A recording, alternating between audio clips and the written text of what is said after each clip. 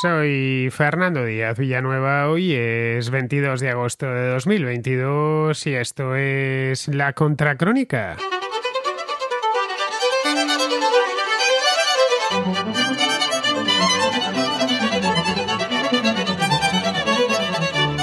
Acaba de cumplirse un año de la retirada estadounidense de Afganistán y como consecuencia de la toma del poder de los talibanes.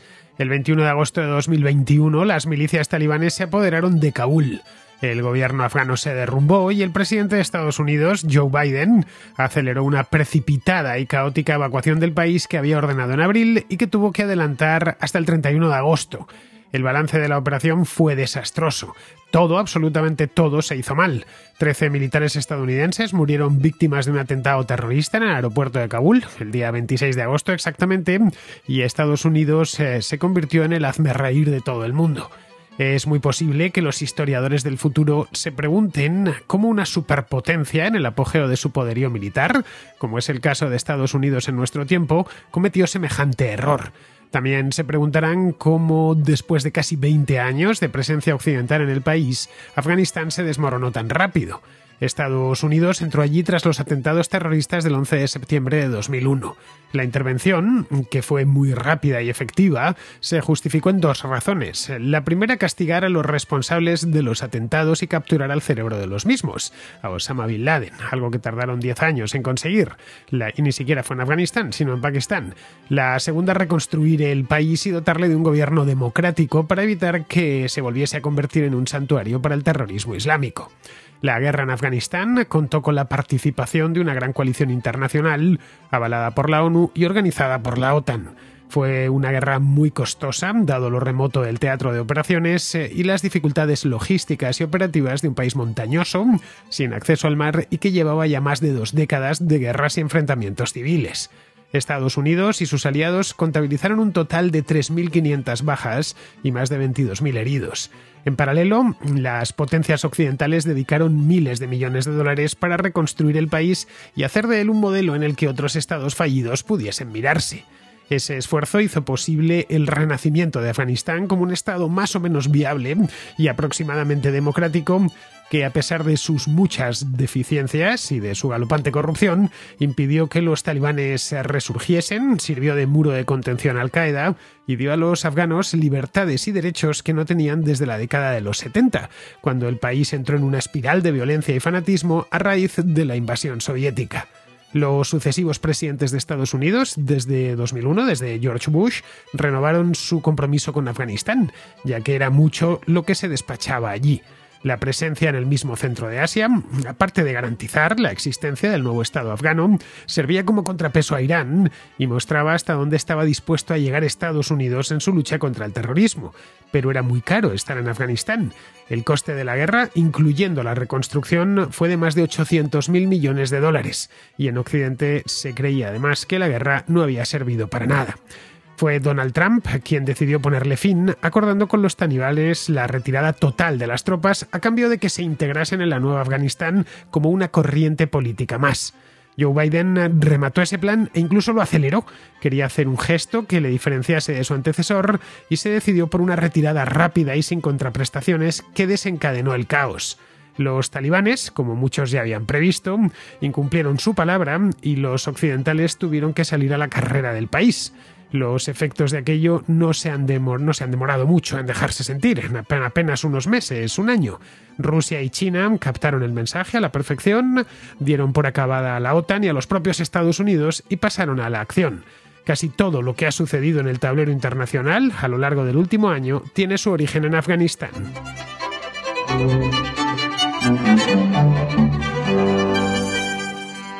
Cuando comenzó la guerra en Afganistán, de esto hace ya más de 20 años, todo el mundo estaba de acuerdo con ella, o prácticamente todo el mundo.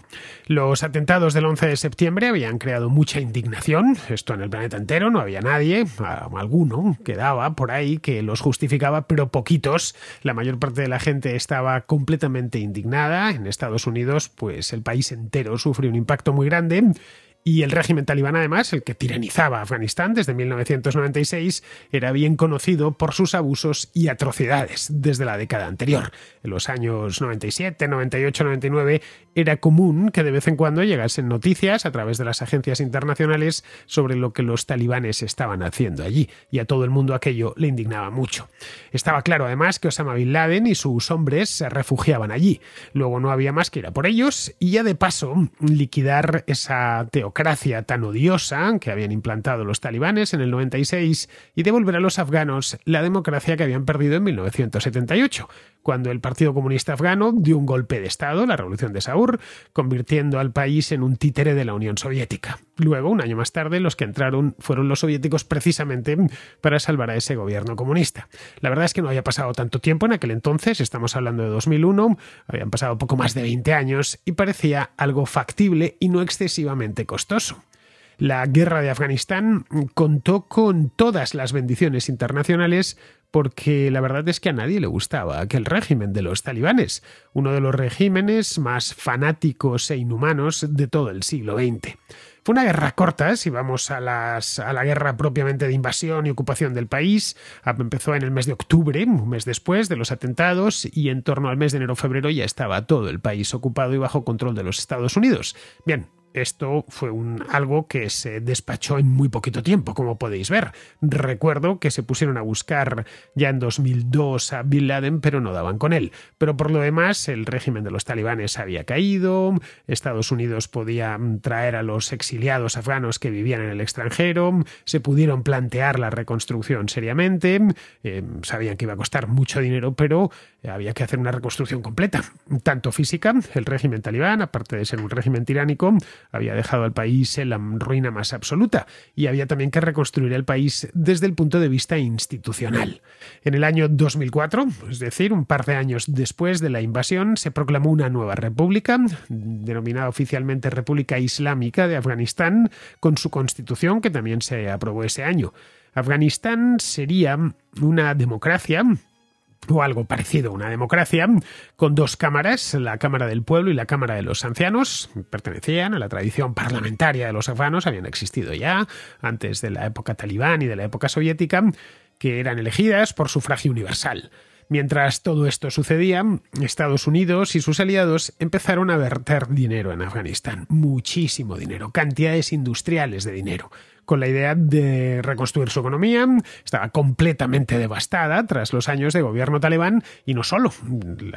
Afganistán había estado en guerra primero contra los soviéticos durante 10 años y después, posteriormente, otros 5 años de guerra civil entre ellos, entre señores de la guerra, unos situados en el norte del país, otros en el sur. Los talibanes, en origen, cuando aparecieron a principios de los 90, eran precisamente eso. Bueno, aparecieron a mediados, aparecieron en el año 94 y su origen era estudiantes de teología que habían estado, afganos, que habían estado refugiados, exiliados en Pakistán. Bien, a partir de ahí consiguieron hacer una campaña muy exitosa, vendieron a los afganos y con ellos llegaría la tranquilidad, y sí, claro, llegó la tranquilidad de los cementerios. Pero vamos, que el país estaba completamente destruido en el año 2002 y así lo vieron Estados Unidos y las potencias occidentales. Sabrían que allí, a pesar de que no es un país especialmente rico en materias naturales, de hecho no lo es en absoluto, tenía un valor estratégico importante, aparte del hecho mismo humanitario de ayudar a toda aquella gente. Bien, se empezó a reconstruir la economía y empezó también a reconstruirse el país y a tratar de sanar las heridas. Lo que nunca dejaron de producirse en ningún momento, a pesar de que, ya digo, la ocupación fue muy rápida, fueron enfrentamientos armados, especialmente en ciertas regiones apartadas de Afganistán, muy montañosas. Bueno, todo Afganistán es muy montañoso en sí, donde operaban milicias de mujahidines. Esto lo tuvieron desde el mismo momento en que dieron por concluida la ocupación y establecieron primero un gobierno temporal, militar, y luego posteriormente ya la República Islámica de Afganistán. Siempre tuvieron que enfrentar este tipo de resistencias talibanes o resistencias mujahidines. La idea de Estados Unidos era crear entrenar y dotar de equipo a un ejército afgano que, llegado el momento, se encargase de mantener la paz interna dentro del país y garantizar la pervivencia de la República. Ya solo lo que costó entrenar al ejército afgano y dotarle de todo el material ya fueron muchísimos millones de dólares. Esto lo que permitiría era ir retirando paulatinamente las tropas occidentales, que no solo eran de Estados Unidos, eran de una coalición amplísima. A principios del año 2020 ya solo quedaban unos 15.000 efectivos estadounidenses en Afganistán y unos centenares de sus socios de la OTAN.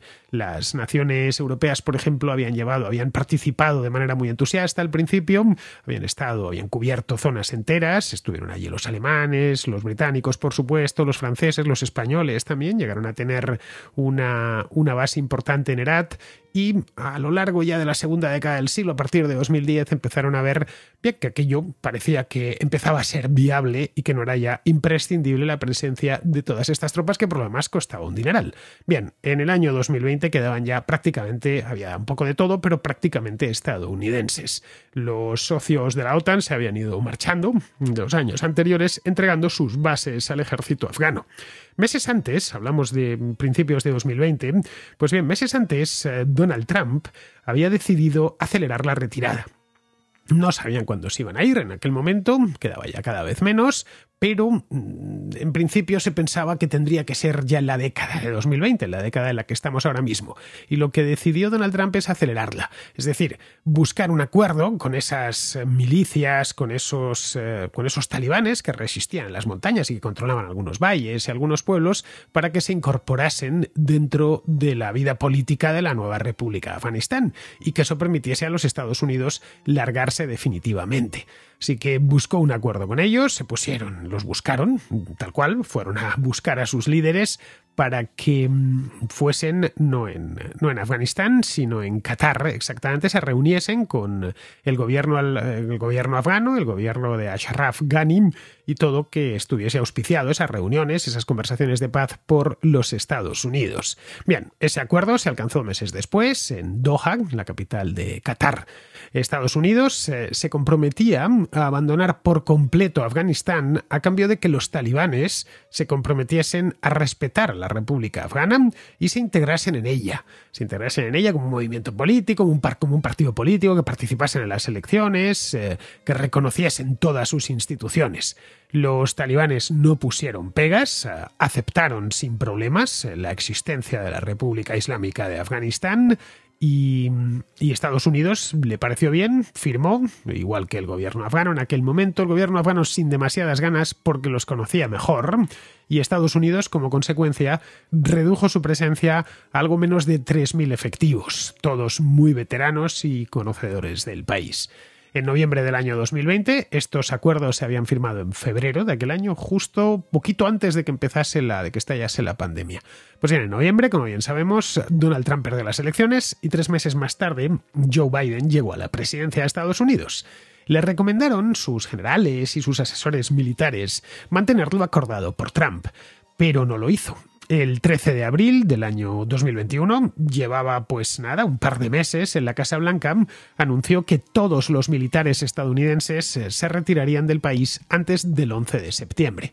¿Por qué el 11 de septiembre? No es muy difícil imaginárselo. Ese día se cumplía el 20º aniversario de los atentados del 11S. Era una fecha redonda, perfecta, para que Joe Biden ese mismo día, en los actos de conmemoración del 20º aniversario, pudiese presentarse ante los estadounidenses diciendo que él había terminado la guerra en Afganistán y que lo había hecho con éxito, que Afganistán era un país que ya tenía un gobierno, que tenía una república, que incluso se había acabado por la vía del diálogo el problema talibán, porque los talibanes conformaban un partido político dentro de la nueva república afgana, y que respetaban, por supuesto, estos talibanes toda la institucionalidad, toda la nueva institucionalidad y también la Constitución.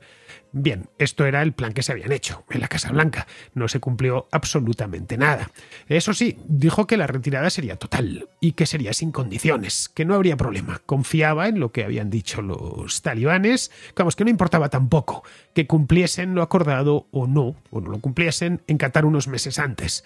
Bien, al día siguiente, Esta noticia tardó unas horas en llegar hasta las bases talibanes. Las milicias emprendieron una gran ofensiva contra el gobierno de Kabul, sabiendo de antemano que Estados Unidos no haría absolutamente nada para impedirlo.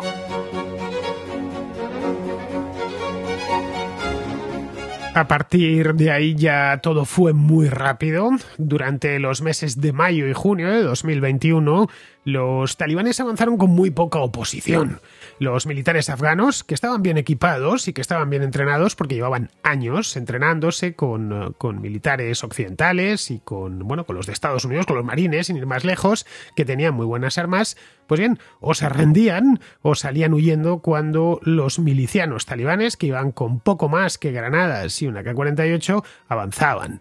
El presidente del país, Ashraf Ghani, viajó de urgencia a Washington, esto fue en el mes de julio del año pasado, para exponer el problema al presidente Biden, pero no le quiso escuchar. Le recibió con la mejor de sus sonrisas en el despacho oval y la cosa se quedó ahí. Tenía que resistir él. La decisión estaba tomada, se limitó a pedirle que contuviese a los talibanes con el ejército, un ejército entrenado y armado por Estados Unidos. Pero vamos, que el plan de marcharse de allí, de culminar la retirada el 11 de septiembre, era inamovible. En julio, la ofensiva se intensificó. Los talibanes tomaron el control de los principales pasos fronterizos. El de la provincia de Kandahar con Pakistán cayó el 14 de julio exactamente y pusieron sitio a las principales ciudades.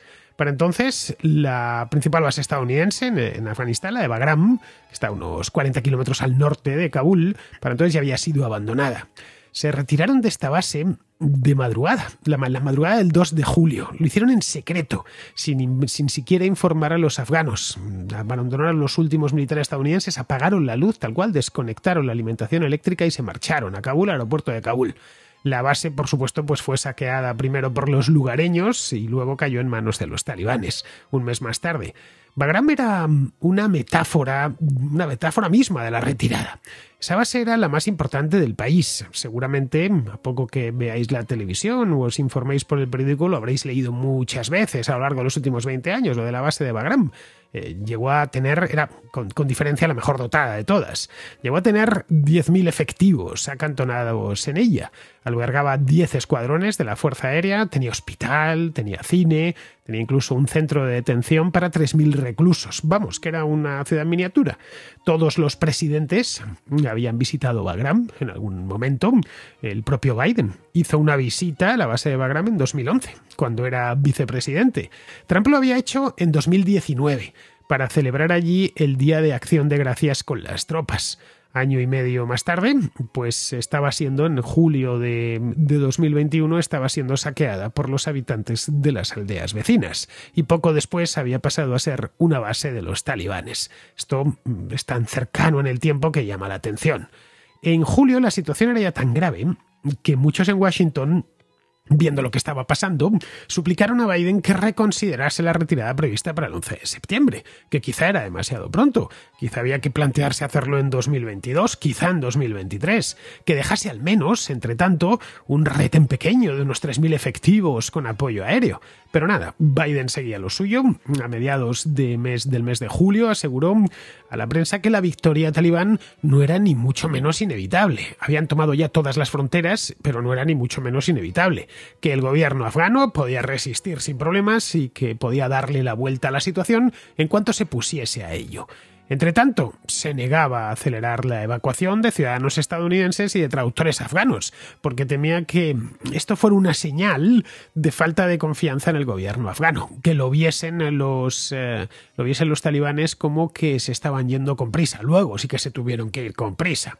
Cuando los talibanes finalmente entraron en Kabul, esto sucedió el 15 de agosto en los alrededores de Kabul, pues fue avanzar, fue un paseo militar, no hubo más, un desfile. Tomaron la capital sin necesidad de disparar un solo tiro, cuando aún no se había siquiera evacuado la embajada estadounidense y muchas embajadas occidentales que tenían todavía allí a su propio personal.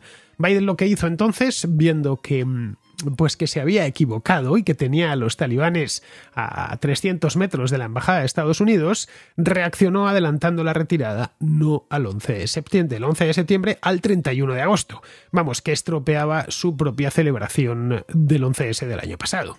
El resultado lo conocemos porque lo vimos todos a través de vídeos que nos facilitaban casi en tiempo real desde Kabul. Aquello fue un caos total. Aquello era ya tonto el último. Se desplegaron unidades militares en el aeropuerto de Kabul para aligerar la evacuación. El gobierno no había estado a la altura, a la vista de lo que os estoy contando, que es de manera muy resumida lo que sucedió. Pues no estuvo a la altura, pero al menos sí lo estuvo el ejército, que consiguió sacar a 125.000 personas de Kabul en solo unos días. En plena evacuación actuó el Estado Islámico. El 26 de agosto, un terrorista suicida, que decía que lo hizo al parecer por el nombre del Estado Islámico, no de los talibanes, se inmoló en el acceso al aeropuerto, junto al Hamid Karzai, de Kabul, junto a un grupo de soldados estadounidenses, matando a 13 de ellos y a 170 civiles que trataban de huir del país en los vuelos de evacuación que estaban llevando a cabo las potencias occidentales. Aquellas fueron unas fotografías que dieron la vuelta al mundo varias veces, que veíamos a los afganos desesperados subiéndose a las alas de los aviones comerciales porque tenían que salir del país. Sabían que porque habían colaborado con el gobierno de Ghani, porque se habían señalado de alguna manera que su vida corría serio peligro. Bien, pues ese atentado suicida del 26 de agosto era ya la guinda final. Era el vinagre sobre una herida que había abierto Biden de manera innecesaria y además se convirtió en un símbolo. Era el símbolo de la derrota sin paliativos de Estados Unidos y de sus aliados en Afganistán.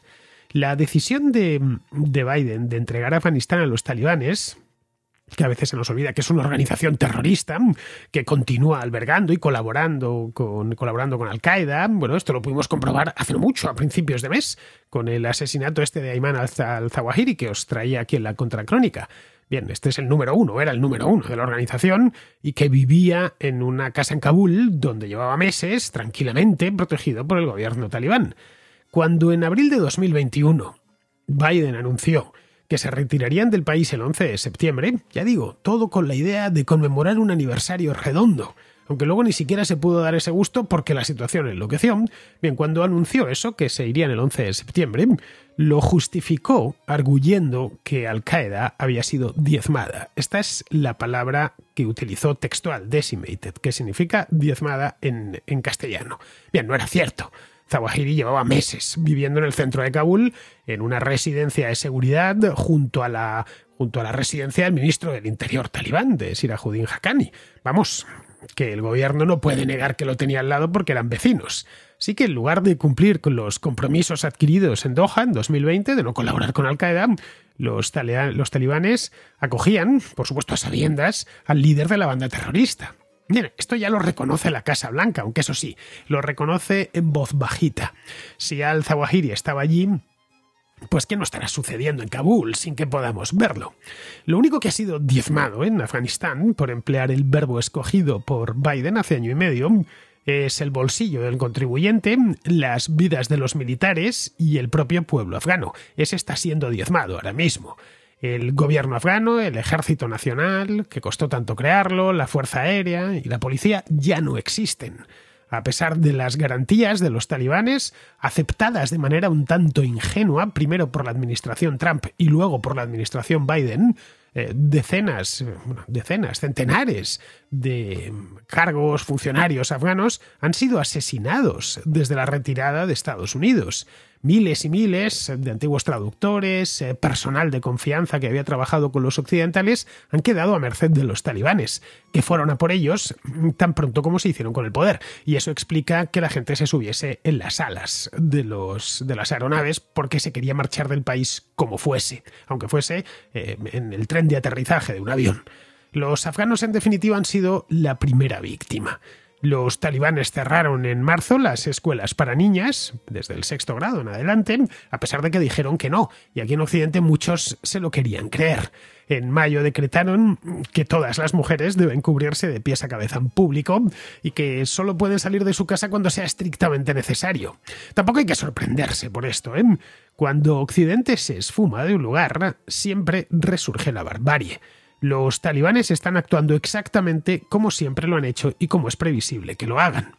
En el plano internacional, eventos como la invasión de Ucrania, que tanto nos preocupa desde hace meses, o las amenazas continuas a Taiwán por parte de China, nos recuerdan que el poder no es neutro, que no se queda sin dueño, que si alguien deja un espacio libre, otro lo ocupa, que cuando uno muestra debilidad, el contrario exhibirá fortaleza. En Moscú y en Pekín hicieron una lectura muy concreta de lo que había pasado en Kabul. La lectura era que Occidente se retiraba, que Occidente estaba de retirada y no pensaba plantar cara ni a los talibanes ni a muchos otros. Era, por lo tanto, el momento de actuar y el momento de mostrar músculo. 2 meses después de la retirada de Afganistán, empezó Vladimir Putin a acumular tropas en la frontera ucraniana. El resto lo conocemos bien porque es lo que estamos viviendo ahora.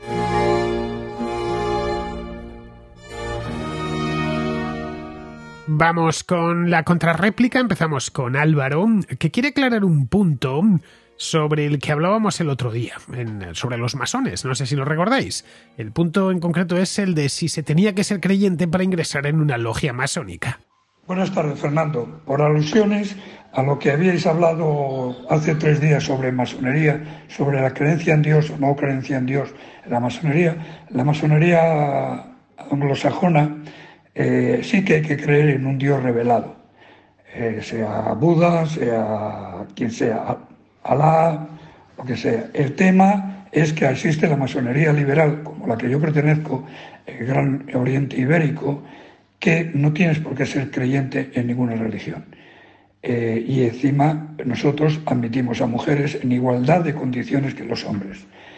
Soy Álvaro Marcos, tengo el grado 33 del rito escocés antiguo y aceptado y 5º grado del rito francés en la masonería liberal. Buenas tardes. Pues nada, Álvaro, muchas gracias. Duda resuelta. Ya sabéis, si queréis ingresar en la masonería, pero no sois creyentes, pues no hay problema. El Grande Oriente Ibérico, al que pertenece Álvaro, con el grado 33, nada menos, que es el más alto que puede alcanzar un masón, os abre las puertas. Bien, vamos ahora con Esteban, de Venezuela, que al hilo de lo que hablábamos ayer en la contrarréplica en directo sobre la dolarización de Venezuela, nos cuenta lo siguiente. Hola Fernando, ¿cómo estás? Acabo de escuchar la contrarréplica en directo y escuchando el audio del chico venezolano Luis, creo que se llamaba. Pues a raíz de ese audio quería traer otra noticia. Por ejemplo, él hablaba un poco de la amnesia selectiva. Yo diría que no existe solamente una amnesia selectiva, creo que existe una amnesia en muchos otros aspectos de la vida. Por ejemplo, a raíz de la noticia que te voy a traer, no sé si sabes, que probablemente sí, que la mayor parte del cambio que se hace de bolívares a dólares o de otras monedas extranjeras a bolívares, etcétera, que hay que decir algo, el bolívar sí que se sigue utilizando, en muchos casos se sigue utilizando y personas que más o menos lo reciben. Lo que pasa es que lo intentan mantener poco tiempo en sus cuentas. Por ejemplo, personas que cambian del extranjero a Venezuela por lo general lo hacen en bolívares y esas personas pues intentan o cambiarlas a dólares o comprar rápidamente con esos bolívares los que puedan, yo que sé, comidas, etcétera. Y bueno, resulta que a pesar de que la inflación ahora se ha ido desacelerando se había ido reduciendo, de verdad, en los últimos años en Venezuela, había bajado un poco con respecto a los picos más altos que tuvo. Ahora pareciera que se estuviese volviendo a acelerar un poco, en el sentido de que últimamente han demonizado a estas personas que hacen cambios o que simplemente colocan las tasas de cambio, ¿verdad? O colocan las tasas de diferentes cambios pues en páginas, como digo, no oficiales por internet. Y como si esas personas fueran los culpables de que el precio del dólar varíe, suba o que el precio del bolívar baje, que sería más específico, que baje aún más. Como si algo que yo digo regularmente, pareciera que el termómetro fuera el responsable de que nosotros tengamos fiebre, que no es nada por el estilo. Simplemente te dan una señal, simplemente te dicen, pues este es el precio, pero ellos no lo colocan, no son los culpables. Pero en cambio mucha gente pareciera aún así comerse o seguir con la narrativa de decir, no, estas personas son especuladores y son culpables de que el comercio venezolano, que el emprendimiento venezolano ahora esté pasando un momento difícil, cuando la realidad pues es que es muy simple de ver, no es algo que no hayamos visto antes, es algo que pues que pasó hace no mucho, que claro, el gobierno generaba un montón de inflación, lo primero que hacía era culpar a los especuladores y decir, no, la tasa simple, lo único que hay que hacer para que nos vaya bien es cumplir la tasa del Banco Central de Venezuela y ya. Y están volviendo con esa retórica, incluso personas que yo conozco, que son amigos míos, o personas que no son especialmente pros o próximos al gobierno, ni nada por el estilo, y pareciera que pues estuvieran aceptando esa retórica, lo cual pues a mí sinceramente me es un poco de preocupar y de entristecer en cierta forma. Así que bueno, te mando un saludo y muchas gracias. Bueno, Esteban, lo de echar la culpa a los cambistas es un clásico. Lo mismo que cargar con la culpa de la subida de los precios a los comerciantes. A fin de cuentas, lo que vemos en el día a día es que el pan o que la leche están más caras. Y lo primero que se nos viene a la cabeza es pensar que ese comerciante está beneficiándose subiendo los precios de manera caprichosa. Vamos, lo mismo con el que cambia divisas. Para eso tienen dos palabras mágicas que desatan la ira popular. Una es la de acaparador y la otra la de especulador. En Venezuela se han escuchado millones y millones de veces en los últimos años. Si sube el precio de los tomates, pues es que alguien los está acaparando y especula con ellos y por eso sube el precio. Es decir, que ese desgraciado está generando una escasez artificial de tomates para venderlos más caros y beneficiarse. No se plantean que lo que está sucediendo es que el gobierno ha aumentado la cantidad de dinero disponible y esa abundancia de efectivo ha hecho que el valor de la unidad monetaria baje. Ya está. Pero claro, eso no es tan fácil de ver, o siquiera de imaginar, porque la gente no suele saber de dónde viene el dinero, y a menudo considera que su cantidad es un valor constante, es decir, que hay siempre la misma cantidad de euros, de dólares o de bolívares en el mercado, por lo que la culpa es del que vende, que quiere más. Lo curioso es que esto siga funcionando en Venezuela, después de una hiperinflación tan brutal como la que el país padeció entre 2017 y 2019. Caray, es que la inflación se colocó en el 60.000%.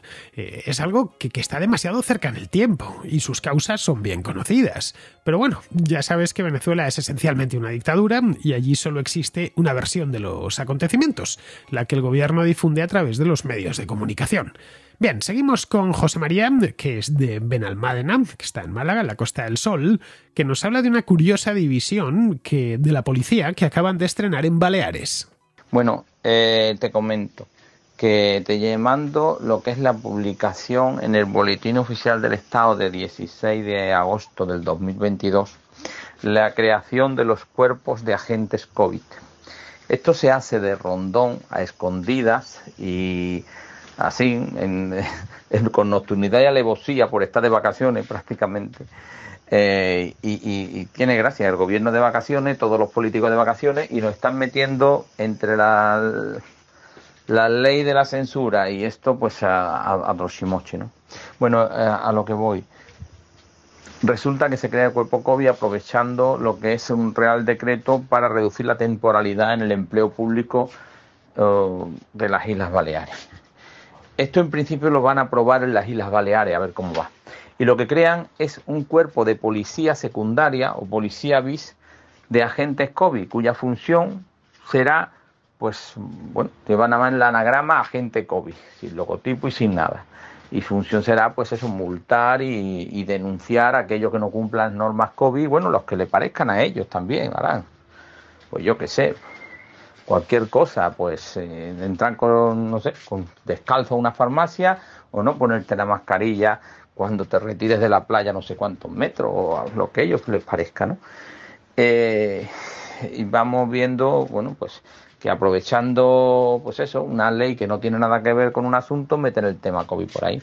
Y esto parece que es la fiesta de nunca acabar, ¿no? Estamos, por ejemplo, aquí en Málaga, en feria, en fiesta, mogollón de personas, que venga todo el mundo, que se lo pasen muy bien, que disfruten, a juntarnos, conciertos, el Star Little y todo lo que les parezca, y 20.000 personas en cualquier evento de esto de música, y nada, y ahora por otro lado pues están con la gente COVID denunciando pues no ir con mascarilla a determinados sitios. O sea, no sé, eso es lo absurdo más grande que hay. Por un lado se potencia en los contagios y por otro pues, se sanciona si no se cumplen normas absurdas. Y luego vemos el punto de la norma absurda de que una oficina de Yastel para entregar el router y tal, pues en las redes sociales hay un chico que ha tomado la foto de que el aire acondicionado lo tendrán a 27 grados y como hace un calor insoportable, pues tienen 3 ventiladores puestos, que digo yo que igual gastan más que poniendo a 21 grados o 22 grados el aire acondicionado. Pero esta es la España que tenemos. Un abrazo y que lo paséis muy bien. Por lo que me cuentas, José María, se diría que han llegado un poco tarde. No sé cómo estarán de restricciones pandémicas en Baleares, pero vamos, en Madrid la única que queda es la de llevar mascarilla en el metro, en el autobús o en el tren. Norma cuyo cumplimiento no observa todo el mundo, dicho sea de paso. En el metro es común que la gente se la suba al entrar al vagón y luego se la baja. En el tren pasa algo parecido. Bien, eso es todo. No hay más restricciones que esas, así que no sé muy bien qué van a vigilar estos agentes COVID. Más teniendo en cuenta que Baleares solo Mallorca tiene ferrocarril, que yo sepa. Uno de cercanías que va hasta Sapola y Manacor. Luego hay otro a Sóller, que es turístico, una delicia de tren, una maravilla, y luego un par de líneas de tranvía y algunos autobuses, claro. Vamos, que allí ponerse la mascarilla pues no es difícil, vamos, hay que ponerse la mascarilla mucho menos que en Madrid o que en Barcelona, donde hacemos un uso muy intenso del transporte público. Pero bueno, si nos vamos al BOE, al Boletín Oficial del Estado, del 16 de agosto, nos encontramos lo siguiente. Disposición final 13ª. Modificación del Decreto Ley 6/2021 de 9 de julio, de modificación de la Ley 4/2013 de 17 de julio de coordinación de las policías locales de las Islas Baleares. Se modifica la disposición transitoria cuarta, Ley 6/2021 de 9 de julio de modificación de la Ley 4/2013 de 17 de julio de coordinación con las policías locales de las Islas Baleares, que queda redactado de la siguiente manera. Bien, vamos con la disposición transitoria cuarta. Se llama así. Disposición transitoria cuarta. Agentes COVID, tal cual. Los ayuntamientos, cuando existan necesidades eventuales que así lo requieran, y de conformidad con el Real Decreto Legislativo 781/1986 de 18 de abril, por el que se aprueba el texto refundido de régimen local, pueden nombrar personal funcionario interino como agentes COVID para complementar a la policía local en el ejercicio de las funciones que se indican en el apartado 1 de esta disposición. La duración de estos nombramientos no podrá prolongarse más allá del 31 de diciembre de 2022, es decir, que les quedan 4 mesecitos de nada. Bien, funciones de los agentes COVID. Esto aparece en el BOE. Los agentes COVID, en el ejercicio de sus funciones, tienen la consideración de agentes de la autoridad, subordinados al personal de los respectivos cuerpos de policía local sin integrarse en ellos. En los ayuntamientos que no cuenten con cuerpo de policía local estarán subordinados al alcalde. No pueden disponer de ningún tipo de arma y su uniformidad se tendrá que diferenciar claramente de la que sea propia de los cuerpos de policía local. No deberán llevar distintivos ni logotipos, llevarán la leyenda agente COVID. Sin perjuicio de otras funciones que puedan tener asignadas en los respectivos ayuntamientos y sin que pueda entenderse incluidas en ningún caso entre sus funciones las reservadas a las fuerzas y cuerpos de seguridad, de acuerdo con lo que dispone la Ley Orgánica 2/1986 de 13 de marzo de Fuerzas y Cuerpos de Seguridad, las funciones que pueden ejercer los agentes COVID son las siguientes. 2 puntos. 1. Denunciar el incumplimiento de las ordenanzas, los bandos y otras disposiciones y actas municipales dentro de su ámbito de competencia. 2. Formular denuncias en el ejercicio de sus funciones en su condición de agentes de la autoridad. Y 3. Cualquier otra que les atribuya la legislación vigente. Resumiendo, ya está, ya he terminado la parte del BOE. Así que vamos a ver, yo creo que lo que van a hacer es dar un uniforme y una placa a las charos de la mascarilla, que están en todas partes, para que se sientan importantes. Pasarán a ser entonces conocidas como charos COVID.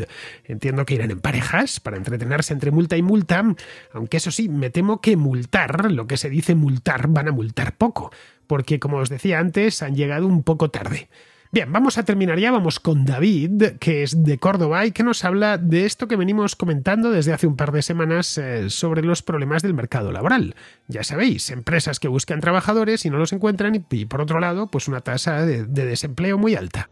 Y me gustaría aportar mi granito de arena al tema del mercado laboral. Si no recuerdo mal que era así, vamos. Yo soy el estereotipo de persona que entra dentro de la categoría de gente joven que debería estar buscando trabajo pero que sin embargo no lo está haciendo. Y bueno, muchos de los motivos que comentáis pues son ciertos. Temas de hijos únicos, temas de mercado laboral está de aquella manera. En fin, son muchos puntos que confluyen en que, digamos que, al menos mi generación, o como yo lo veo, entre mi propia persona y otros tantos chavales, digamos que por trabajar no hay excesivas prisas. ¿Por qué? Pues esencialmente porque las necesidades básicas están cubiertas, por suerte, en general. Y no solo eso, sino que muchas veces no solo están cubiertas, sino que están más que cubiertas. Es decir, yo, por ejemplo, no es que viva a cuerpo de rey, pero para mi gusto, pues vivo bastante bien. Hay gente que vive mejor, hay gente que vive peor, en fin. Pero nadie se ve en la necesidad de estar buscando trabajo de forma muy activa. Yo, por ejemplo, bueno, habría que hablar también del papel del eterno estudiante, que creo que siempre ha existido, pero en mi generación más aún, porque aunque tengas 20 y tantos, sigues estudiando, porque, en fin, no hay trabajo, no hay trabajo, a verlo lo habrá. Lo que pasa es que, en fin, a lo mejor si tú estás estudiando, yo qué sé, una carrera o un ciclo de electricidad o de electrónica o algo de eso, lo primero que se te viene a la cabeza no es irte al campo, a coger aceitunas. Claro, si la necesidad aprieta, no queda de otra, pero como no aprieta, por suerte, como digo, pues, por suerte es lo que digo, podemos estar muchos así. Lo que digo, el mercado laboral tampoco es que sea muy alentador, por lo menos, al menos yo, por ejemplo, en Córdoba, para lo mío trabajo, lo que digo, lo mío es el de la electricidad y cosas de tecnología y tal, ordenador y tal. Trabajo de ese tipo hay en todos lados. Lo que pasa es que en Córdoba, por fin, a lo mejor te tienes que mover, lo que digo.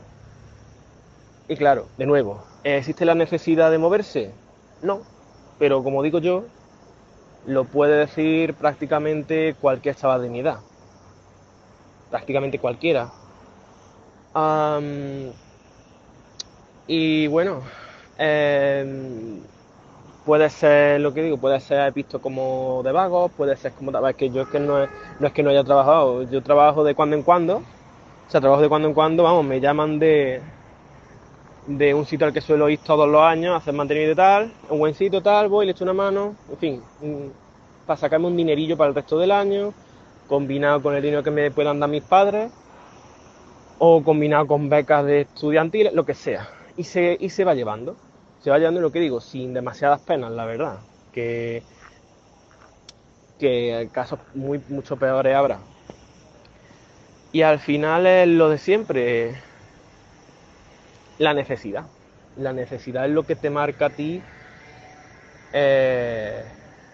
si cuelas por el aro o no.